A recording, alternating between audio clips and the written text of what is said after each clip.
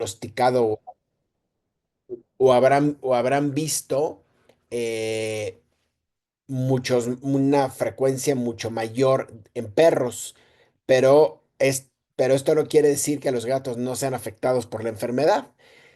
Dependiendo del estudio que consulten, hasta un 90% de los gatos pueden presentar osteoartritis. Sin embargo, hay algunas diferencias. En los perros, la osteoartritis no es de carácter primario. La osteoartritis en los perros siempre será secundaria a algún otro proceso.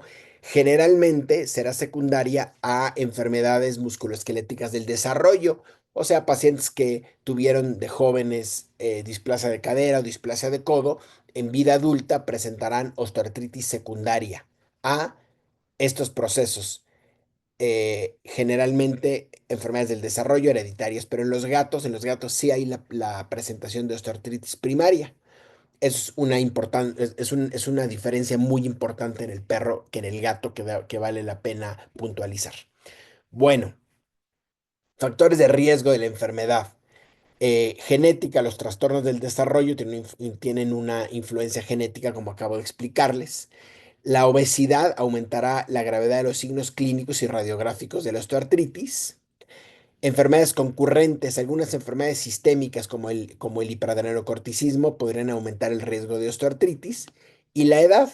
Bueno, la osteoartritis puede afectar a perros de cualquier edad. Sin embargo, los perros de mayor edad son más propensos a presentar osteoartritis, ya que las manifestaciones clínicas serán dependientes del tiempo. Muy bien. En este estudio se valoraron muchos pacientes, mil perros, para ver cuáles son las articulaciones más afectadas con osteoartritis. Y bueno, se llegó a la conclusión que la articulación más afectada en un 73% es la cadera. Tiene sentido por un alto porcentaje de presentación de displasia de cadera. Y como les mencioné al inicio de la charla, la osteoartritis en los perros será secundaria a una enfermedad. Entonces, displasia de cadera es muy frecuente. 73% de estos 1000 perros estudiados presentaron osteoartritis en la cadera. Seguido de la rodilla, un 37%, y también tiene mucho sentido porque la ruptura del ligamento cruzado es una de las enfermedades más comunes musculoesqueléticas en el perro, inclusive es la enfermedad que más comúnmente causa claudicación de miembro pélvico. Por lo tanto, secundario a la ruptura del ligamento cruzado, independientemente de la técnica quirúrgica que utilicemos para resolverlo, presentará y desarrollará osteoartritis. Por lo tanto, en este estudio, en segundo lugar, la articulación más afectada en un 37% fue la rodilla. Y en tercer lugar, el codo, un 21%.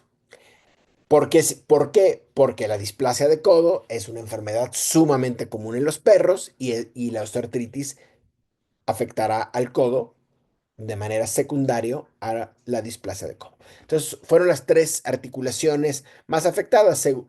De ahí la columna toracolumbar, el hombro, el carpo, y ahí se venían en diferente orden. ¿Qué pasa en el gato? Bueno, el gato en este estudio, no es un estudio tan grande como el que les presenté, pero es un estudio de 28 casos. ¿Cuáles son las articulaciones más afectadas? El codo en primer lugar, el corvejón en segundo lugar, la cadera en tercer lugar y el hombro en cuarto lugar. Estas son las cuatro articulaciones más afectadas en el gato. ¿Qué causa la osteoartritis? Bueno, la osteoartritis será causada por causas extraarticulares. ¿Qué significa una causa extraarticular? Algo que no tiene que ver con la articulación. En este caso, la osteoartritis será secundaria a fuerzas anormales en articulaciones normales. Era una articulación normal que fue afectada por fuerzas anormales, como cuál, traumatismos o inestabilidades articulares o infecciones, que de manera consecuente presentarán osteoartritis. Sin embargo, era una articulación normal hasta que hubo un evento externo. Vemos este ejemplo, un ganadero australiano de 6 meses que se cayó de un balcón de 3 pisos y tiene una fractura conminuta de los cóndilos femorales. Esta era una articulación normal que actualmente se afectó por un traumatismo. Es una fractura muy importante y esta fractura, aunque hagamos una reducción anatómica de la fractura, porque hay que recordar que las fracturas articulares tenemos que hacer estrictamente una reducción anatómica para que haya un buen funcionamiento articular. Podemos hacer una reducción tratando, tratando eh, d- hacer que la articulación quede lo más anatómicamente posible. Se logró con clavos, con tornillos. Posteriormente, a los 2 meses, el paciente, si lo vemos caminar, camina bien, inclusive sin ningún grado de claudicación. Pero este perro tenemos que esperar que en un futuro presente osteoartritis, aunque hayamos hecho una reducción anatómica o casi perfecta, va a presentar osteoartritis porque hubo una disrupción del cartílago articular y del hueso subcondral.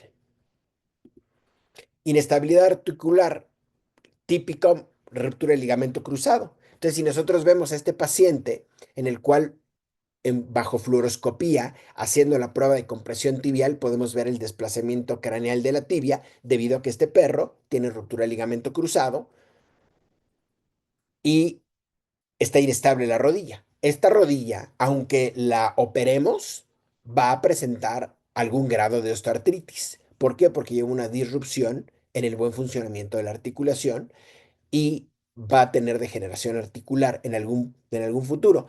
¿Qué tanto? Dependerá de la técnica quirúrgica que se haya utilizado, pero va a tener algún grado de osteoartritis. Vamos a ver este ejemplo, Milo, un mestizo de 5 años con ruptura de ligamento cruzado con un año de evolución y ya podemos ver cambios degenerativos. No se ha operado este perro, pero ya podemos ver en la parte distal de la patela que presenta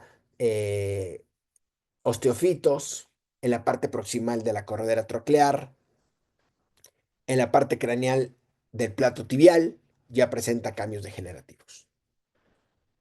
Ahora también vamos a hablar de las causas articulares.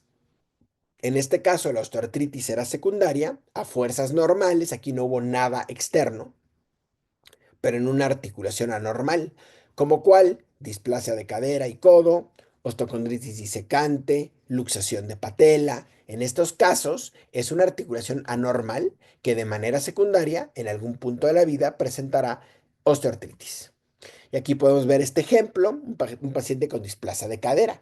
Típicamente este paciente, cuando vaya avanzando en su vida, va a presentar osteoartritis en la cadera, como podemos ver aquí, este paciente añoso que tiene ya cambios degenerativos, remodelación del hueso, ensanchamiento de los cuellos femorales, zonas líticas, entesofitos, osteofitos y erosión del cartílago articular, y esto es un grado avanzado de osteoartritis, el cual le causará un gran dolor a los pacientes.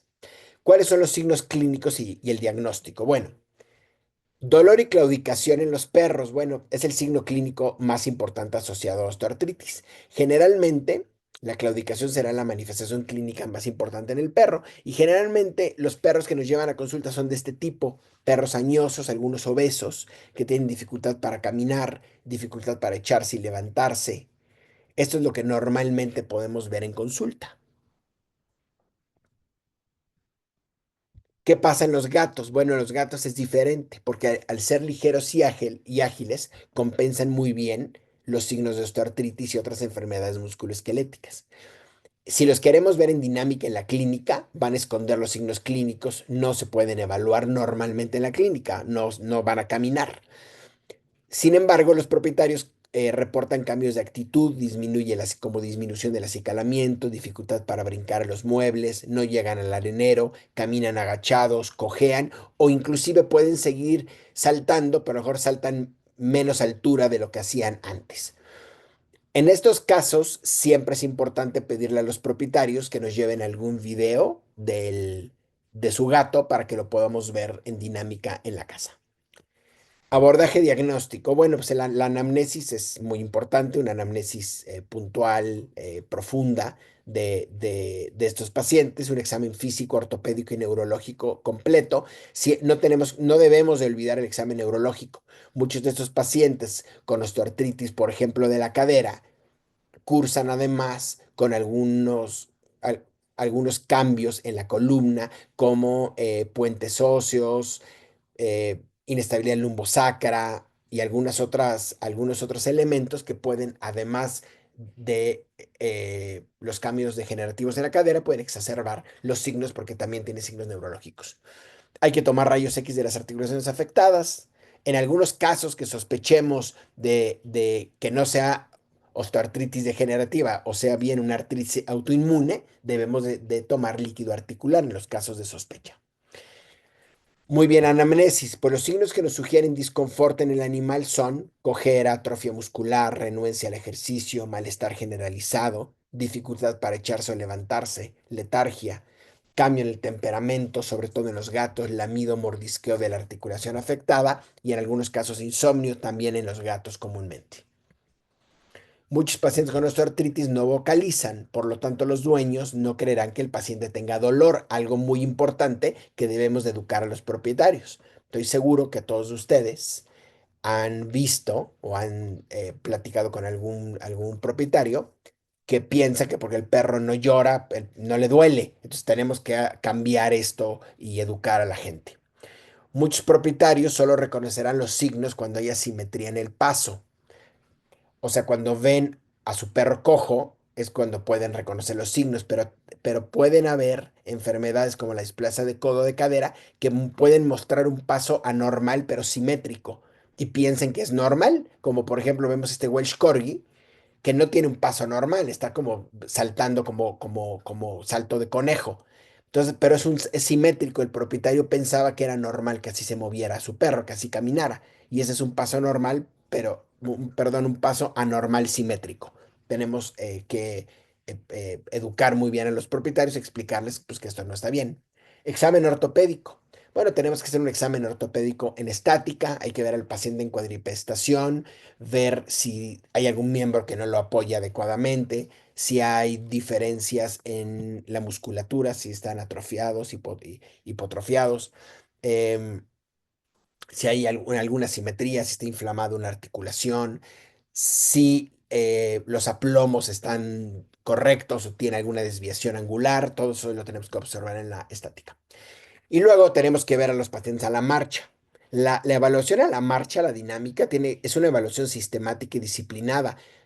Er- es difícil, tenemos que ver muchos perros moverse normales y después anormales para aprenderla. Requiere experiencia y práctica. Es un método subjetivo. Eh, una cojera de cuarto grado, bueno, no hay duda que el perro no apoya la pata, pero una cojera de primer grado, sobre todo en miembro torácico, puede ser subjetiva. Hay que observar a los perros por detrás, por delante y de lado, en paso lento, marcha normal, paso rápido, superficies planas y si tenemos la opción, verlos subir y bajar escaleras. Aquí vemos, por ejemplo, vamos a ver estos pacientes en la dinámica. Vemos al paciente del lado derecho, este Staffordshire Terrier, y bueno, evidentemente claudica del miembro pélvico izquierdo, se ve inestable su rodilla. Pero si vemos al Doberman del lado izquierdo de su pantalla, este perro, si lo vemos caminar, pues realmente no claudica, este perro no lo llevaron al área de ortopedia, pero si lo vemos atáxico, vamos a volverlo a ver,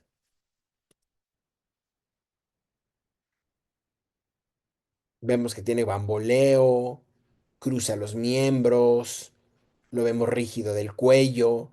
Entonces, este paciente, aunque fue remitido al área de ortopedia, pues podemos darnos cuenta que no parece un examen, perdón, no parece un trastorno ortopédico, sino más bien neurológico por su manera de caminar. Entonces, tenemos que observar muy bien a los pacientes en la dinámica. Vamos a ver este paciente. En el miembro torácico siempre es difícil verlo, ver que cojeen y cuál es la pata que cojean. Hay que fijarnos en la cabeza. Normalmente cuando apoya el miembro que le duele, levantará la cabeza y aquí lo podemos ver en este set irlandés que tiene claudicación de tercer grado en el torácico izquierdo y vemos que cuando apoya la pata, vamos a volverlo a ver, cuando apoya la pata que le duele, la cabeza la levanta. Ese puede ser una buena guía para observarlo, sobre todo en cojeras de bajo grado. Y aquí vemos al paciente caminando, lo vamos a ver de regreso en cámara lenta, como cuando va a apoyar el miembro afectado, pues levanta la cabeza. Entonces, bueno, ese puede ser un buen tip para poder identificar las cojeras de miembro torácico, sobre todo de bajo grado. Luego tenemos que hacer un examen ortopédico a la manipulación, ya lo vimos en estática, ya lo vimos moviéndose, ahora lo tenemos que tocar. Se debe hacer con la ayuda de un asistente. Normal, no utilicen al dueño para que nos ayude a sujetar al paciente. No es buena idea. Si manipulamos y le duele, pues va a gritar o va a llorar el perro o el gato y lo van a soltar. Entonces no es buena idea. Hay que hacerlo con un asistente. Sobre la mesa de exploración, tanto en cuadripestación como en decúbito. Hay que hacerlo ordenado y siempre hacerlo con el mismo orden. Siempre empiecen por adelante, por atrás, por donde quieran, pero hay que empezar siempre en el mismo orden, empezar por las falanges, los carpos, los metacarpos, todo. Eh, Porque al final, si no lo hacemos siempre de la misma manera, lo que va a ocurrir es que vamos a brincarnos a lo mejor pasos en alguna articulación. Aquí podemos ver pues la musculatura, hacemos flexión, extensión del codo, eh, en los perros jóvenes con claudicación de miembro torácico es importante la palpación del coronoides medial, que normalmente si de displasia cadera duele mucho, perdón, displasia codo duele mucho. La prueba del bicipital, en la cual hacemos hiperflexión del hombro, hiperextensión del codo y tocamos la inserción del bíceps. Hay una serie de pruebas que debemos de conocer y hacer abducción, aducción de la cadera, rotación, flexión, extensión de la rodilla, del tarso. Tenemos que revisar todas las articulaciones. Pruebas específicas es muy importante. Si vemos a un paciente, como por ejemplo, con osteoartritis de la rodilla, debemos de pensar que ese perro puede tener ruptura del ligamento cruzado. Entonces tenemos que valorar la integridad del ligamento cruzado haciendo que la prueba de cajón. La prueba de cajón es una prueba en la cual la prueba de oro para saber si el perro tiene eh, el ligamento roto. ¿Cómo se hace? Bueno, lo voy a repetir. Nuestra mano izquierda ponemos nuestro dedo pulgar en la parte caudal de los cóndilos femorales, el dedo índice de la mano izquierda sobre la patela, mano derecha, dedo pulgar en la parte caudal de la metáfisis proximal de la tibia y el dedo índice de la mano izquierda sobre la cresta de la tibia, sujetamos el fémur y movemos la tibia hacia adelante. Si la tibia se mueve hacia adelante, bueno, no hay otro diagnóstico más que ruptura del ligamento cruzado. Esa es la prueba de cajón. No es una prueba fácil, tenemos que tener práctica, hay que ver cómo la hace otra persona, hay que intentar hacerla con los perros bajo anestesia cuando empezamos. A veces, cuando iniciamos, que nos cuesta mucho trabajo, sobre todo en perros muy musculosos o perros muy inquietos o que muerden, a veces queremos hacerlo en el consultorio con los dueños enfrente, eso nos mete mucha presión. Cuando estamos empezando a hacerla, les recomiendo que lo hagan bajo sedación, con ustedes solos, sin los dueños enfrente. De esa manera pueden hacerlo con calma, comparar con la pata opuesta y llegar a un diagnóstico sin presión. ¿Es común esto? Pues es la causa por la que más cojean los perros en el miembro torácico. Es más fácil hacer la prueba de compresión tibial. La prueba de compresión tibial es una prueba indirecta, en la cual eh, hay que recordar que hay un concepto que se llama empuje craneal tibial que tienen los perros. Cada vez que los perros caminan, como caminan en flexión, hay un empuje de la tibia hacia adelante, nada más que no se mueve porque está el ligamento roto. Perdón, está el ligamento íntegro, si el ligamento se rompe, entonces cuando el perro apoya y camina, la tibia se va a mover hacia adelante, hacia craneal. Por lo tanto, hay una prueba que se llama compresión tibial, en la cual es una prueba indirecta. Hacemos el, lo mismo como si el perro estuviera caminando, hacemos hiperflexión de la articulación tibiotarsiana y si está roto el ligamento cruzado, la tibia se moverá hacia craneal. Vamos a verlo en este caso, estamos hiperflexionando la articulación tibiotarsiana y vemos claramente el desplazamiento craneal de la tibia.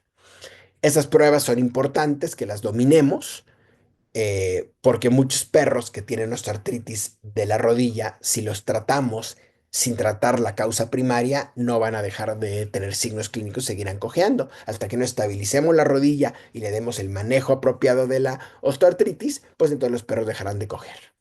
Estabilidad patelar, hay que valorar que la patela esté en su lugar. Lo hacemos en cuadripestación, en decúbito.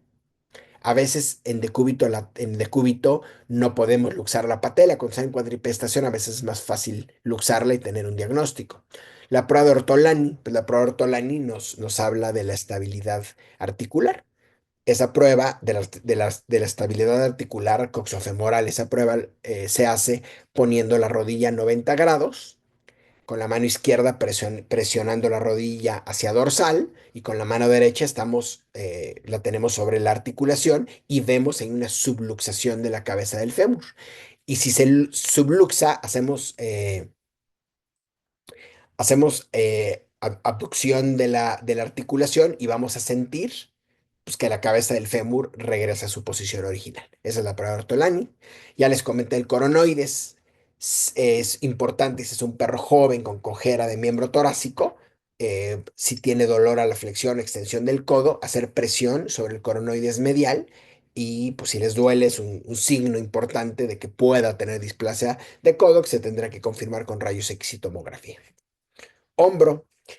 Eh, el hombro puede ser afectado y puede tener osteoartritis secundaria, osteocondritis disecante, tenosynovitis del tendón del bíceps. Entonces, tenemos que hacer flexión, extensión, abducción, aducción, rotación del hombro para detectar zonas de dolor, de inflamación.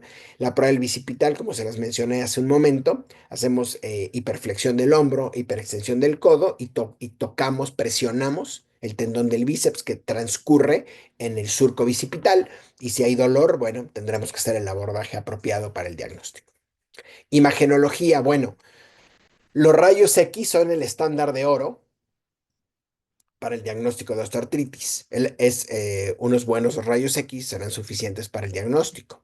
Tienen que ser de buena calidad, pacientes de difícil manejo, bajo sedación, y los equipos digitales tienen mayor definición y detalle. Podemos jugar con los contrastes, hacer zoom, hacer muchas cosas que la radiología no digital, análoga, no nos lo permitía. Entonces, bueno, si podemos accesar a esos equipos, que creo que ya la mayoría de las clínicas los tienen, pues nos da un mejor detalle. Esta radiografía es un paciente que me remitieron al hospital donde trabajo y podemos darnos cuenta que esta radiografía pues no sirve para diagnosticar osteoartritis. ¿Están de acuerdo? No sirve para diagnosticar nada. Es una radiografía subexpuesta.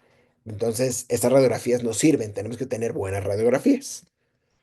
Radiografías de este tipo para poder valorar en el lado izquierdo pues una cadera con cambios degenerativos importantes, igual un codo del lado derecho con cambios importantísimos degenerativos. Probablemente este codo fue secundaria a esta osteoartritis, a displasia de codo cuando el perro era joven y del lado izquierdo pues a displasia de cadera, ¿no?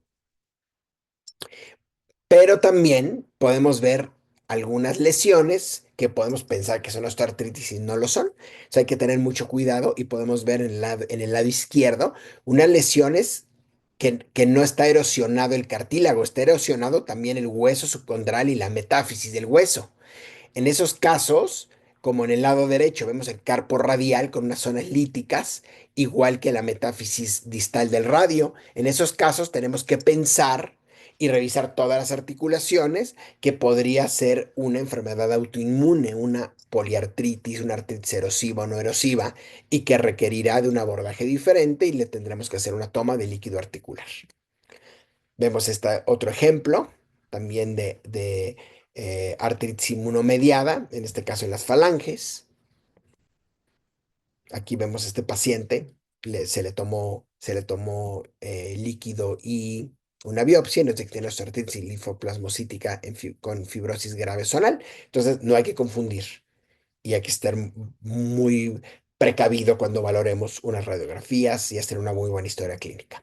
Tratamiento, bueno, el tratamiento de la osteoartritis es un tratamiento multimodal. Cuando hablamos de multimodal, ¿qué significa? Que una sola cosa no va a ser suficiente para que el paciente responda a un tratamiento.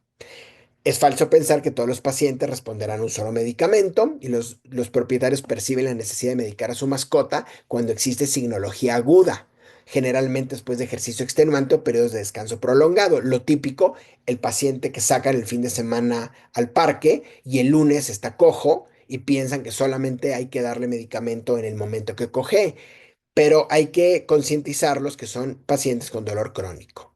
La primera línea del tratamiento es la educación al propietario, buscar una rápida respuesta al tratamiento y un control a largo plazo de la signología. En mis pacientes, cuando yo los reviso y los tengo de primera vez en consulta, en el momento que yo los reviso y los diagnostico con osteoartritis, en ese momento se van con su tratamiento, pero lo más importante, se van con AINES, porque sé que es el único medicamento que va a hacer que al otro día el perro ya no amanezca cojo, que amanezca muy bien, lo cual a los dueños les sorprenderá y en su consulta, en su consulta de revisión nos van a decir casi el 100% que el perro le cambiamos la vida. Obviamente, si es un paciente muy añoso que sospechemos que tenga insuficiencia renal o algo así, bueno, le tendremos que hacer primero análisis de sangre, pero yo procuro que el día de la consulta de primera vez se vayan ya con su tratamiento, sobre todo con AINES. Y después ya se podrán buscar la opción de irlos disminuyendo y utilizar otras alternativas que tenemos extraordinarias. Actualmente buscamos protocolos que incorporen diferentes componentes. Objetivo del tratamiento multimodal: manejo del dolor, reducción de la inflamación, reducción del peso, mantener la masa muscular y prevenir o minimizar el progreso de la enfermedad. AINES, pues el objetivo principal del tratamiento con los AINES es aliviar el dolor y la inflamación. Disminuye la síntesis de prostaglandinas inhibiendo la COX-1 y la COX-2, inhibe la sensibilización y la estimulación de los nociceptores periféricos. Ese es el camino de los AINES. Muy bien, si nos recordamos el ciclo del ácido el araquidónico, bueno, eh, hay que recordar que, vamos a quitar este letrerito, que la fosfolipasa toma fosfolípidos y los mete a la membrana. Los esteroides inhiben en esta parte, desde aquí ya inhiben el ciclo del ácido araquidónico. Eh, hay dos enzimas en este ciclo, que es la COX-1 y la COX-2, las cuales generan prostaglandinas y leucotrienos, pero la COX-1 tiene además algunas funciones fisiológicas sobre el riñón, la producción de moco en el estómago, sobre los vasos sanguíneos. Y la COX-2 está enfocada al dolor y la inflamación. Por lo tanto, tendremos que buscar AINES que sean específicos o preferenciales de COX-2. No hay ningún AINE que sea 100% específico de COX-2. De alguna manera, también pueden inhibir COX-1, pero buscamos los preferenciales de COX-2, que son mejor tolerados, con pocos efectos colaterales, se pueden usar a largo plazo. Estos son los que más utilizamos. Aquí están las dosis, pero bueno, eso no es muy importante, pero son los que normalmente utilizamos. Hay un AINE, todos funcionan muy bien. Hay un AINE que a mí me gusta mucho, que se llama Mavacoxib, que es un analgésico con propiedades desinflamatorias, es inhibidora de ciclooxigenasa con preferencia por COX-2. ¿Por qué me gusta? Porque es una eliminación lenta, lo que permite una dosis mensual, lo que permite que haya un mayor apego al tratamiento por parte del propietario. Todos los demás AINES hay que darlos diario, algunos 2 veces al día. Y si tenemos un AINE que se dé una vez al mes, pues tendrá un mejor apego al tratamiento del propietario. Su equivalencia es al carprofeno, tiene la misma potencia. Dosis de 2 miligramos por kilo mantiene niveles terapéuticos durante un mes. El protocolo inicial es de 2 miligramos por kilo al día cero. Se repite la dosis a las 2 semanas y luego cada mes no excediendo de 7 dosis. Por lo tanto, el protocolo dura 6 meses y medio. Se deja descansar un mes, se toman análisis de sangre y se repite el protocolo. Análisis de sangre, obviamente, para checar función renal y hepática. Algo importante, este medicamento se debe dar con alimento. O sea, cuando se le administra una vez al mes de ser con alimento, tiene una mejor absorción. Hay diferentes presentaciones. En México solamente hay la de 75 miligramos y la cajita trae 2 tabletas. Tiene un buen margen de seguridad, hasta 7,5 veces la dosis. AINES en gatos. Bueno, es difícil de demostrar la eficacia de los AINES para aliviar el dolor en los gatos. ¿Por qué? Porque ya iniciando la charla hablamos de que esconden los signos clínicos de osteoartritis, pero empíricamente es aceptado y el meloxicam es el AINE más utilizado. A mí me gusta utilizar este protocolo. Aquí les dejo el artículo de donde yo saqué el protocolo que uso. Como estamos hablando que inicialmente lo tendremos que usar a un periodo largo, usamos 0,3 miligramos al día cero por kilo, luego 0,1 miligramos por kilo una vez al día 4 días, luego 0,05 miligramos por kilo una vez al día por 23 días. En este caso, en este artículo, que fueron 28 casos, y yo en lo personal lo he utilizado en muchos pacientes, tienen mínimos efectos adversos. Algunos pacientes pueden llegar a vomitar, algunos pacientes llegan a estar hiporéxicos, pero normalmente este protocolo es bien tolerado. El Galiprant es un medicamento relativamente nuevo en México, que es un antiinflamatorio no esteroidal, y aquí lo interesante es que no es inhibidor de la ciclooxigenasa, por lo tanto, se puede dar en pacientes que tienen insuficiencia renal o hepática. Es antagonista selectivo de la EP4, y la EP4, ¿qué era? Pues era un receptor clave de la prostaglandina E2, la cual es un mediador importante de la nocicepción de la prostaglandina. Entonces, este AINE, bueno, este medicamento, porque no es un AINE, perdón, no inhibe la ciclooxigenasa, tiene una ruta diferente, sin embargo es muy eficaz a largo plazo para los pacientes con osteoartritis. El tramadol, pues es un análogo sintético de la codeína. El American College of Rheumatology recomienda dar tramadol más AINES para el manejo del dolor crónico. 2 a 6 miligramos, 3 o 4 veces por día. Sin embargo, en mi experiencia, los pacientes con osteoartritis que solamente les damos tramadol no responden adecuadamente, requieren un AINE. Se puede dar más el AINE, pero solo no es eficaz. Además de que su duración en medicina veterinaria en perros y gatos es mucha más corta que en el humano. La gabapentina pues funciona como para dolor neuropático. Inicialmente en la charla les dije que los pacientes con osteoartritis a veces cursan con alguna alteración neurológica, sobre todo de la columna, como discoespondilosis deformante, inestabilidad lumbosacra. Entonces, por eso hay que hacer un buen examen neurológico. Entonces, creo que se puede combinar muy bien con AINE, se puede dar a largo plazo y no tiene efectos colaterales. Agentes modificadores de la osteoartritis. Bueno, pues hay muchos agentes modificadores de la osteoartritis. Eh, los,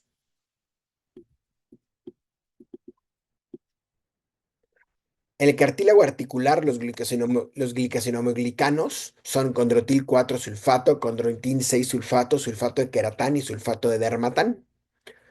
Son los glicosaminoglycanos más importantes.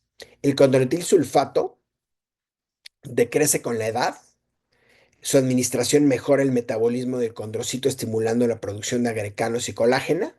Restaura el cartílago fibrilado con la adhesión de fibronectina y mejora la osteoartritis, permitiendo que las células proliferativas migren a las zonas dañadas. Experimentalmente, y esto que les estoy mencionando es experimental, se ha demostrado que retrasa el desarrollo de la osteoartritis.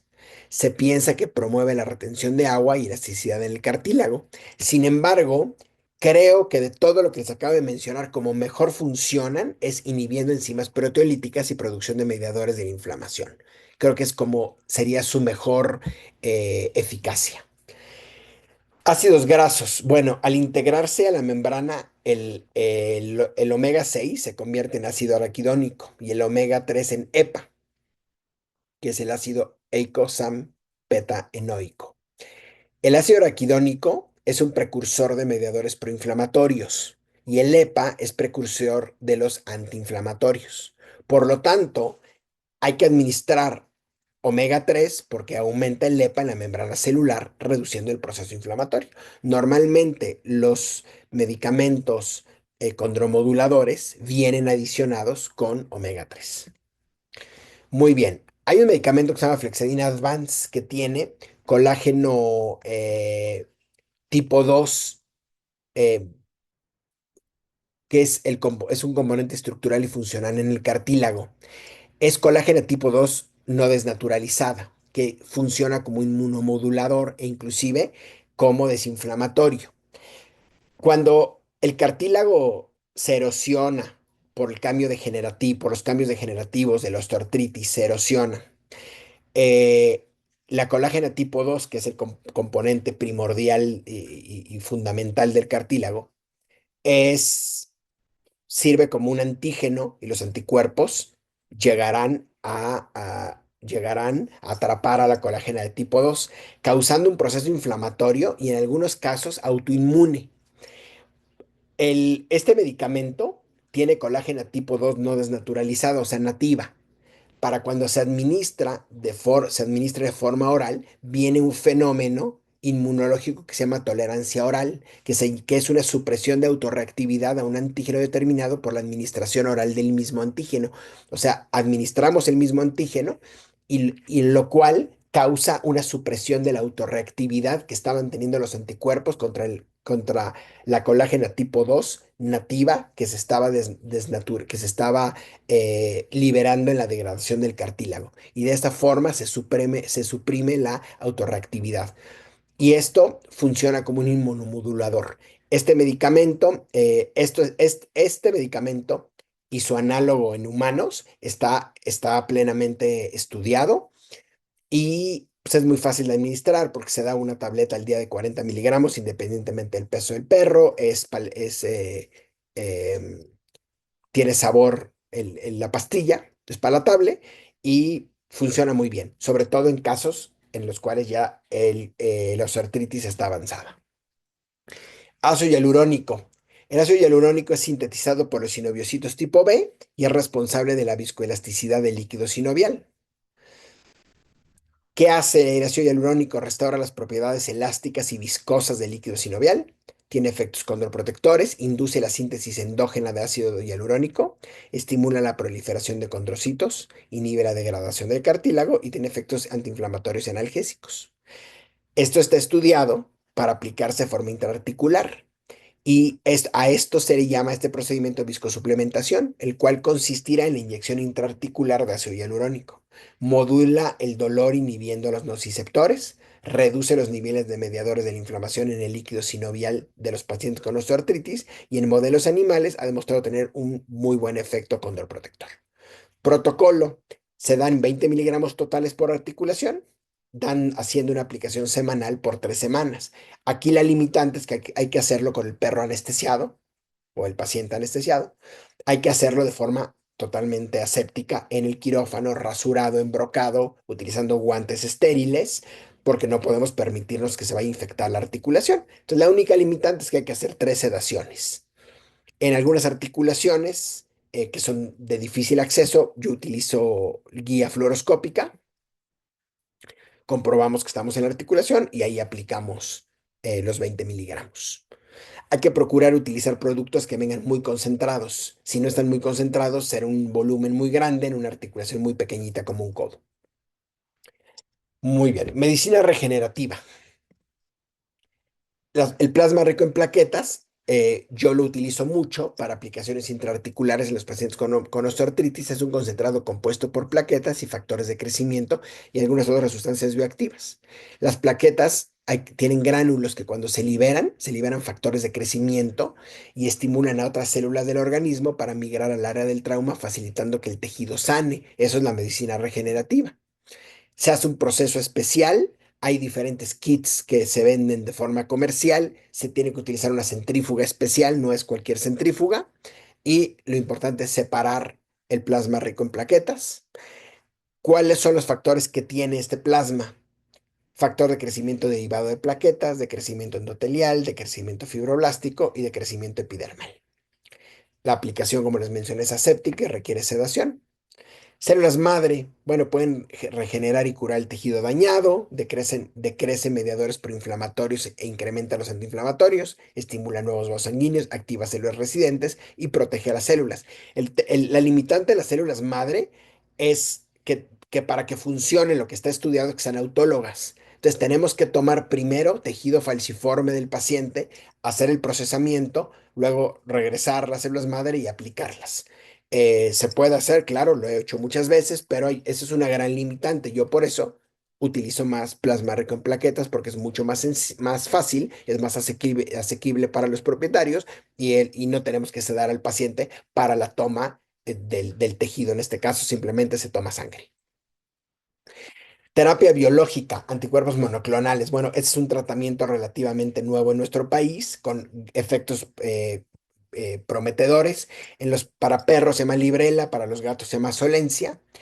Y hay que recordar que las prostaglandinas,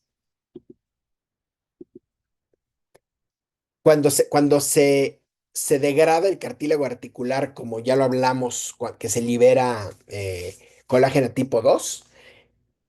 En este caso, cuando se degrada, se liberan prostaglandinas y factor de crecimiento nervioso, que es una proteína de señalización que se llama por sus siglas FCN. El factor de crecimiento nervioso, cuando se libera en la articulación por la degradación del cartílago, se une a receptores del dolor, que es el TRK, que es el receptor de, tropomiosina quinasa. Muy bien. Después de su unión, cuando se une el factor de crecimiento nervioso con los receptores de dolor TRK, se sintetizan y migran al cuerpo de la neurona y este complejo alterará la función nerviosa y y sensibiliza a estímulos dolorosos. ¿Qué hacen los anticuerpos monoclonales? Se unen al factor de crecimiento nervioso, reduciendo su cantidad libre y de esta manera evitando que se una a los receptores del dolor TRK. Así funcionan. Eh, La aplicación, no sé por qué están apareciendo unas rayas rojas, no sé si las están viendo, pero están apareciendo unas rayas rojas en la presentación. Bueno, es una aplicación mensual, hay, para diferentes kilogramos. Aquí vemos este paciente que no se le pueden dar AINES porque tiene insuficiencia renal. Aquí lo vemos caminando y aquí lo vemos una semana después de la primera aplicación, una semana después de la primera aplicación de anticuerpos monoclonales. Claramente, pues vemos que el paciente se mueve más confortable. Este paciente tiene osteoartritis en la cadera y en el codo, es un perro añoso y tiene la limitante de que tiene daño renal y por eso no le damos AINES. Obesidad. La gran mayoría de los pacientes con signología clínica de osteoartritis son gordos y la obesidad juega un papel muy importante en la osteoartritis. La reducción de peso en muchos casos reduce los signos clínicos o bien desaparecen y no se requiere dar otro medicamento. Por lo tanto, dentro de nuestro protocolo de tratamiento, la reducción de peso es fundamental en los pacientes que tenemos con osteoartritis. Los adipocitos secretan muchas hormonas como la leptina y la adiponectina, así como proteínas llamadas adipoquinas, que están incrementadas en la obesidad. Entre las adipoquinas reconocidas actualmente hay muchos mediadores de la inflamación, como todos los que están viendo aquí. Son muchos mediadores de la inflamación que secretan los adipocitos. La producción de esas proteínas sugiere que la obesidad, los pacientes obesos están en un estado bajo de inflamación crónica. Y esa inflamación crónica contribuye a la fisiopatología de muchas enfermedades asociadas a la obesidad, como la artritis. Por lo tanto, aquí radica la importancia y además de que mecánicamente las articulaciones cargarán menos peso si les bajamos de peso. Vamos a ver este paciente limu neuropeo doméstico que lo empezamos a tratar porque la propietaria nos refería que no caminaba desde hace varias semanas. El paciente pesa 11 kilos, está postrado, no se evalúa la dinámica porque no camina y tiene al examen ortopédico, a la manipulación, dolor intenso en ambas articulaciones coxofemorales. Radiográficamente vemos cambios degenerativos importantes en ambas articulaciones de la cadera, con pobre cobertura acetabular, formación de osteofitos, los cuellos del fémur ensanchados, aplanadas las cabezas del fémur, entesofitos. Entonces, este paciente pues, se queda con un diagnóstico de osteoartritis coxofemoral, probablemente secundaria a displasia de cadera porque tiene una pobre cobertura acetabular, porque como yo les comenté en los gatos, también puede haber osteoartritis primaria. Esto es a los 11 kilos en su casa. No puse la edad, pero ese es un gato añoso de tener como, si no mal recuerdo, 8 años. Y aquí vemos que el paciente pues no se puede desplazar.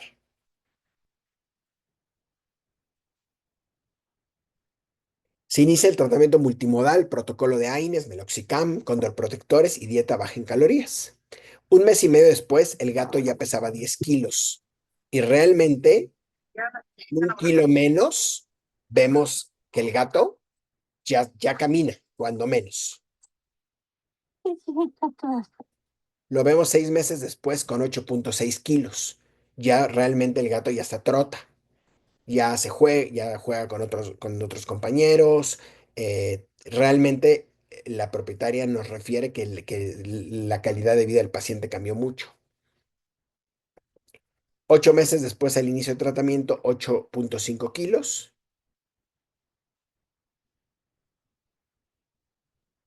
Lo vemos muchísimo mejor al gato.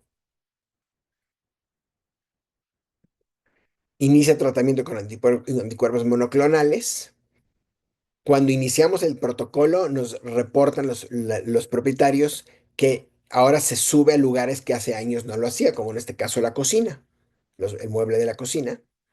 Un año después de inicio con tratamiento y 3 meses después de iniciar con anticuerpos monoclonales, el gato pesa 7,7 kilos. Y aquí vemos un gato moviéndose casi normal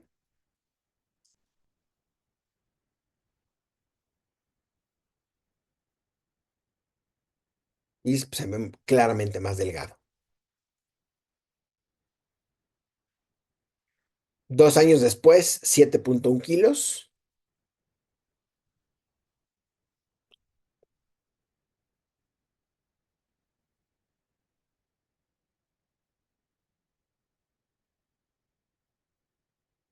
Y ya lo vemos el gato corriendo.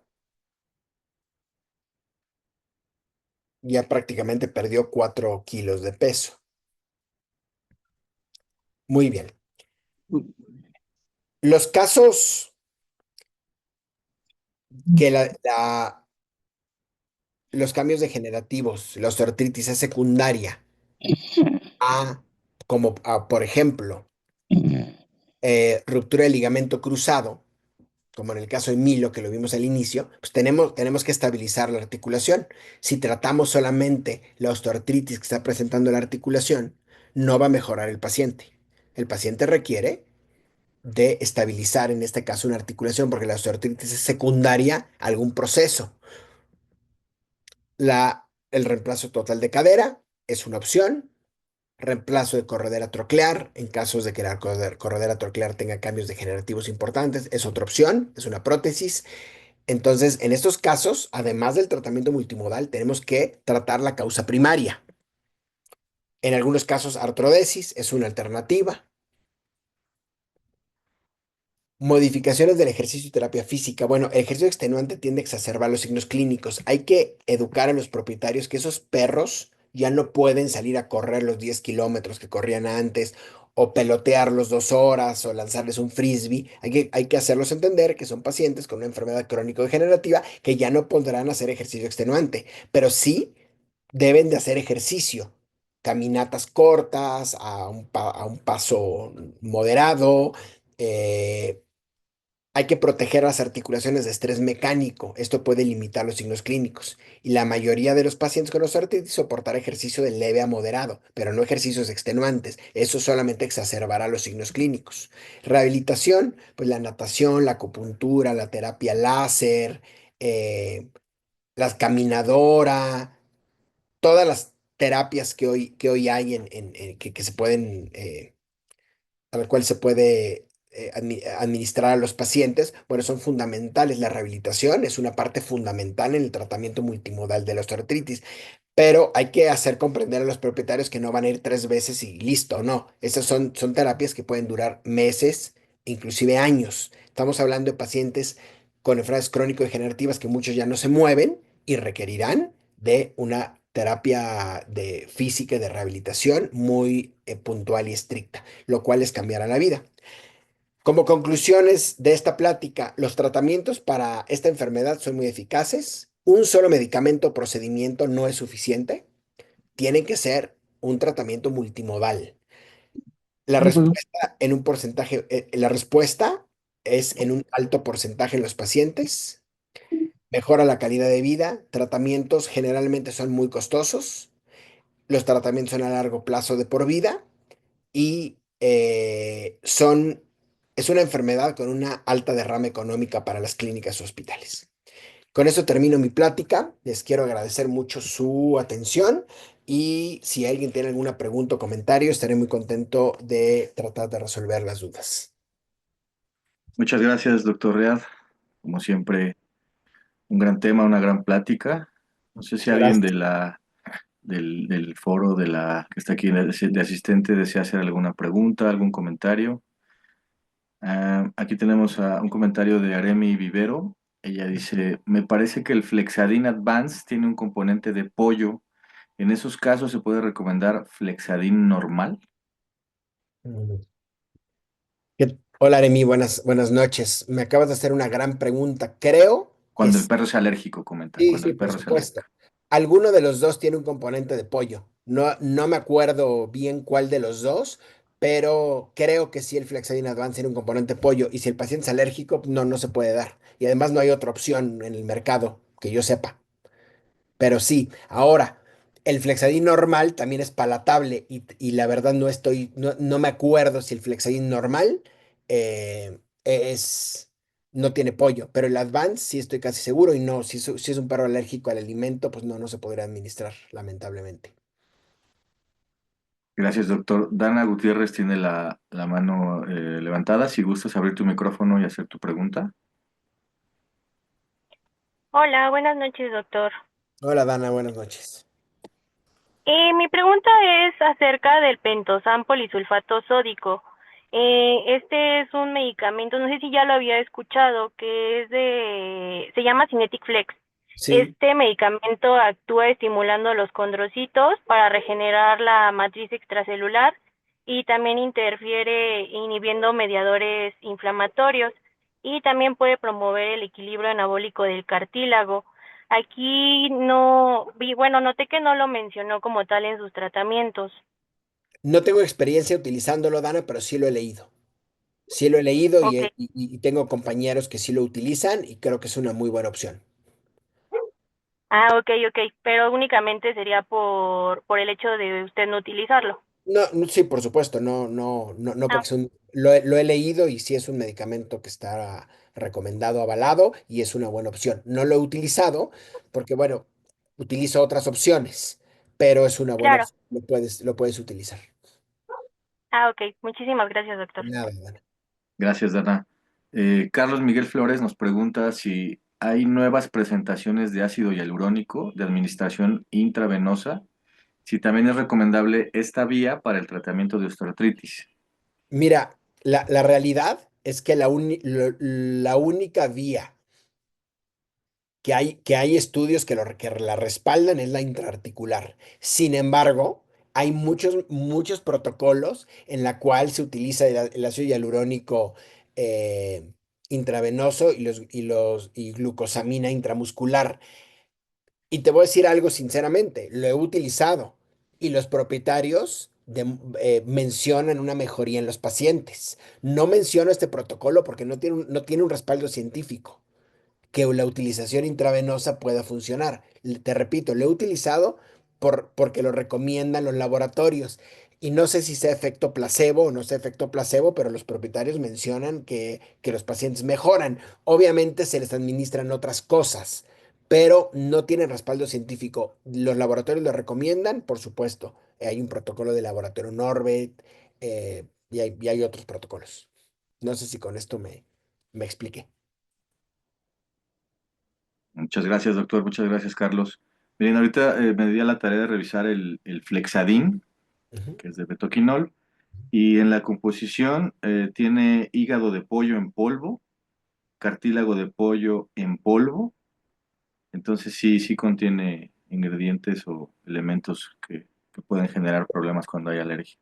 ¿Cuál estás revisando? ¿El El Flexedin flex, normal o el Advance? Flexadin, ajá, Flexadin perro adulto, el normal. Normal.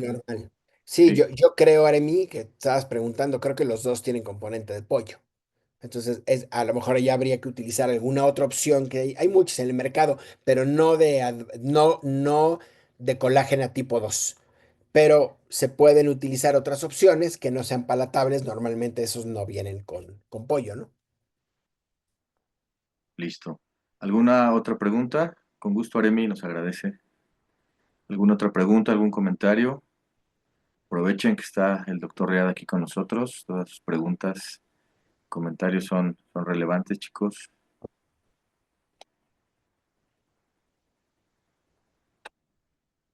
Si alguien también quiere abrir micrófono y hacer su pregunta directa, con confianza, con gusto, chicos.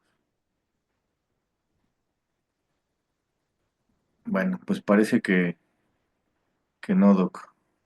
Parece que han concluido las preguntas. Y bueno, si es así, pues no me queda más que agradecerte mucho el tiempo, doctor. Una plática muy, muy interesante. Creo que son problemas que, pues, a veces parece que no es así, pero son muy recurrentes en la clínica y sobre todo, pues, afectan el bienestar, ¿no? Afectando una situación tan básica como es la locomoción, pues afectan el bienestar de nuestros animales de compañía y pues qué bueno que existan esas alternativas multimodales que, como vimos el caso súper interesante del gatito, inicialmente lo que presentaba y las consecuencias y la forma de recuperarse, digo, son dificultades, son tratamientos difíciles porque implican mucha constancia, mucho pues paciencia, pero bueno, ahí están las alternativas y es un reto para todos los que estamos en clínica de pequeñas especies, pues poder convencer a los responsables de estos seres y ayudarlos en ese sentido. Muchas Mu- gracias, Doc. No sé si tienes algún comentario. Muchas gracias y no, nada más me queda agradecerte por la invitación, agradecer a la escuela por darme este espacio y pues quiero agradecer a todos los que se conectaron esta noche para hablar de osteoartritis. Creo que la pasamos bien, aprendimos y pues les mando muchos saludos, que tengan muy buena noche.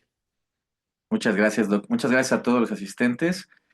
Vamos a continuar con este ciclo de webinars gratuitos todos los miércoles, recuerden, a las 8 de la noche, salvo que haya alguna situación en particular con algún ponente. Y bueno, les platico, la semana que entra tenemos la plática intitulada Primera Consulta Veterinaria, el poder de conocer la raza, impartida por el doctor David Romero Martínez, que es nuestro nuevo coordinador de prácticas de la escuela. Y bueno, va a ser una interesante plática en donde van a poder abordar, van a ver un abordaje o un enfoque de la práctica clínica en donde consideramos pues, la conformación de acuerdo a la raza, las características de raza, y es una plática donde vamos a ver la integración de la zootecnia y de la clínica para favorecer a esta última. Entonces, bueno, los esperamos la semana que entra. Recuerden, tenemos ahí las pláticas, las vamos a subir en los próximos días a las redes sociales de la escuela, al Facebook y al YouTube. Ya están arriba excepto la de la semana pasada, ya están todas las presentaciones que hemos realizado.